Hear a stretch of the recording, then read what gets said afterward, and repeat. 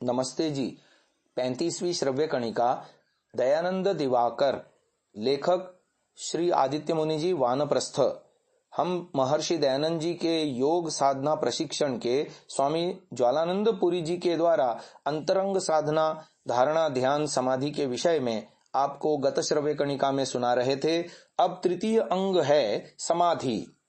ध्येय विषय का अर्थ मात्र निर्भास स्वरूप शून्य ध्यान ही समाधि है।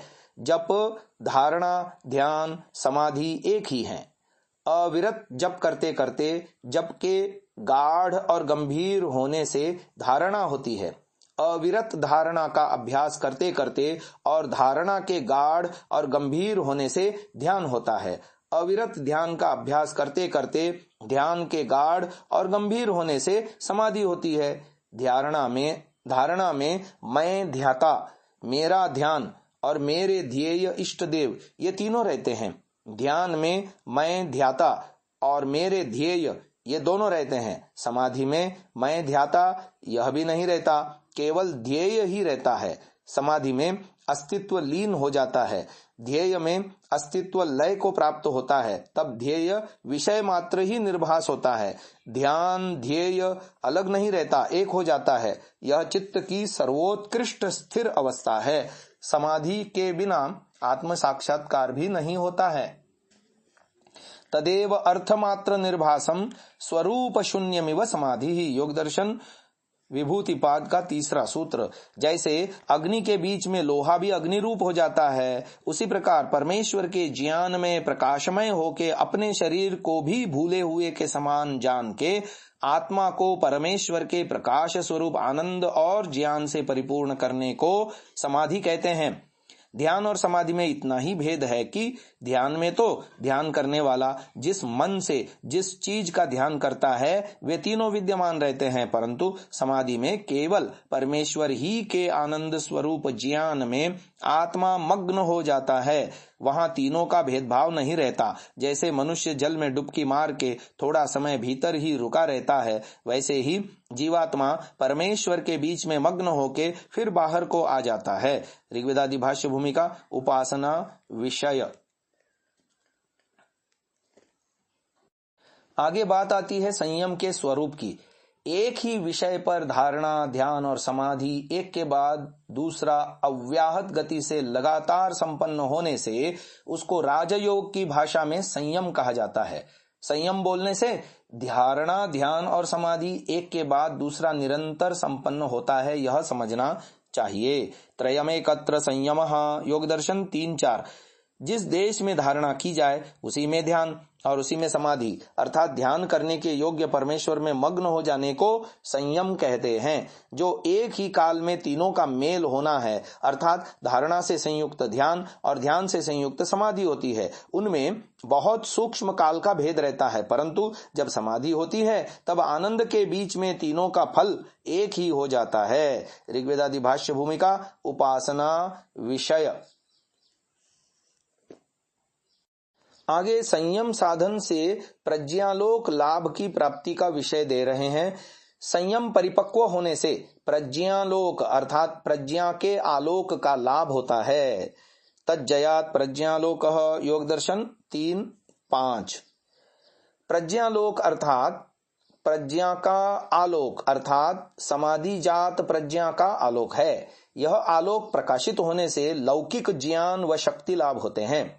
चिंतनीय विषय सब कुछ जाना जाता है। स्थूल दृष्टि से हम एक ही स्थान की एक ही वस्तु के स्वरूप को जान सकते हैं, किंतु समाधि ज्ञान से हम उस वस्तु के समग्र स्वरूप को जान सकते हैं। हम किसी व्यक्ति की वर्तमान कार्य प्रणाली और आचार व्यवहार को देखकर उसके विषय में अति अल्प ही जान सकते हैं। प्रज्ञालोक के द्वारा हम उसी व्यक्ति के समग्र स्वरूप को और पूर्वापर स्थिति को बहुत कुछ जान सकते हैं। इच्छा करने से ही जब संयम आ जाएगा तभी संयम जय हो गया यह कहा जा सकता है। उस संयम को जय करने से अर्थात श्वास प्रश्वास आदि को ऐसे स्वाभाविक या संपूर्ण रूपेण आयत्त करने से सर्वभाषक आलोक या बुद्धि का प्रकाश आ जाता है, यानी ज्ञान की शक्ति विशेष का प्रादुर्भाव होता है।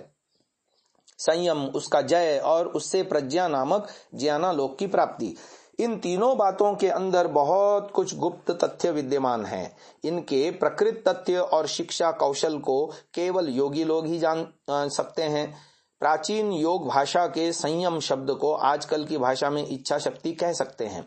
पतंजलि के राजयोग में पहले धारणा, इसके बाद ध्यान, इसके पश्चात समाधि है। इस प्रक्रिया त्रय के साथ तेजस्विनी निर्मला बुद्धि की सार स्थानीय या इच्छा शक्ति अवश्य ही चाहिए।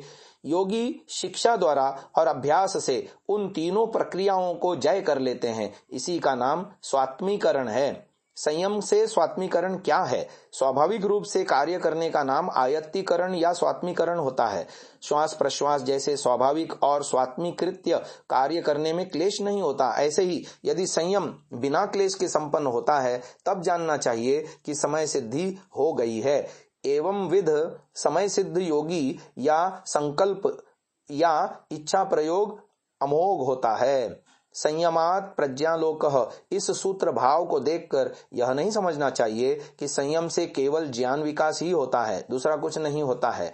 उनके संकल्प से सब कुछ सिद्ध होता है जो कुछ जीवों के लिए संभव है।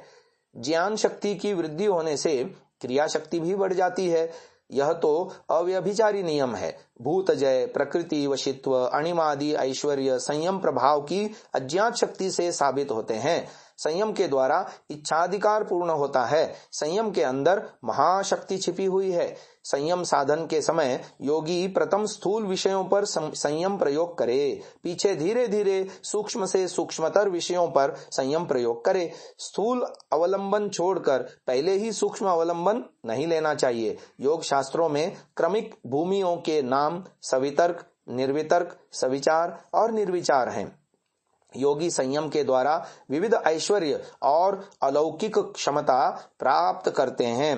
तस्य भूमिषु विनियोगः, योग दर्शन 3:6। लेकिन जिस विषय के लिए कैसे संयम का प्रयोग करना चाहिए, कहाँ किस प्रकार का संयम हो, कौन से संयम से कौन से फल हैं, उनको और विविध चित्त के परिणामों के विभिन्न विकार भावों को भी प्रत्यक्षवत अधिगत कर लेना चाहिए।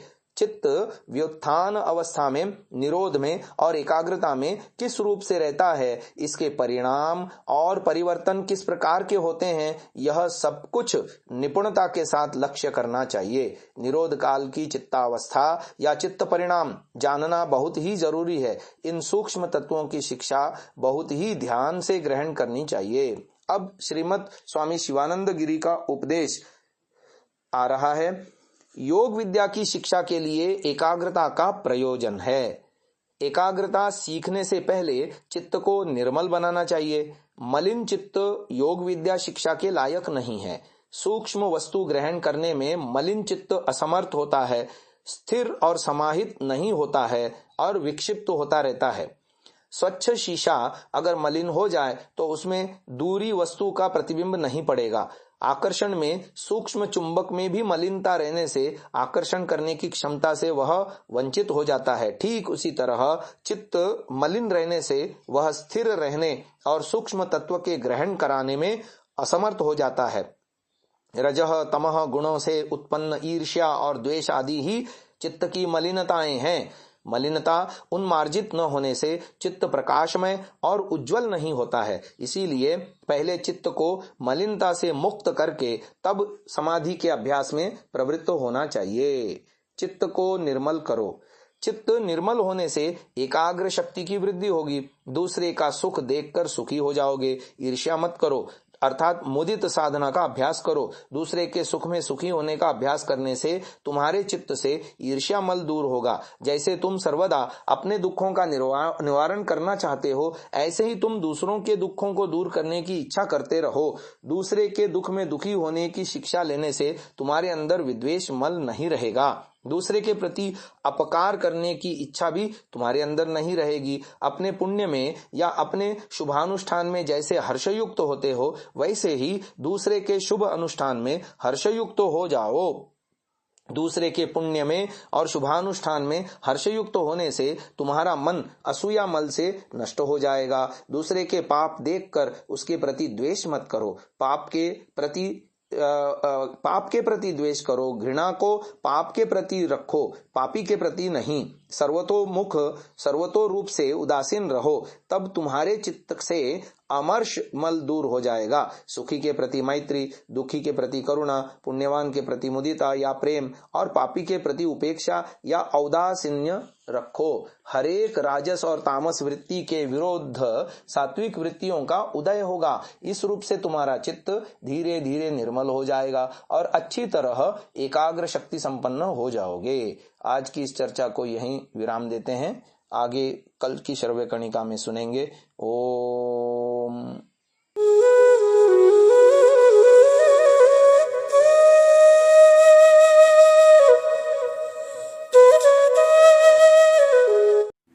Download Sansa app, Rvirdal app, visit sansa.org, rvirdal.in।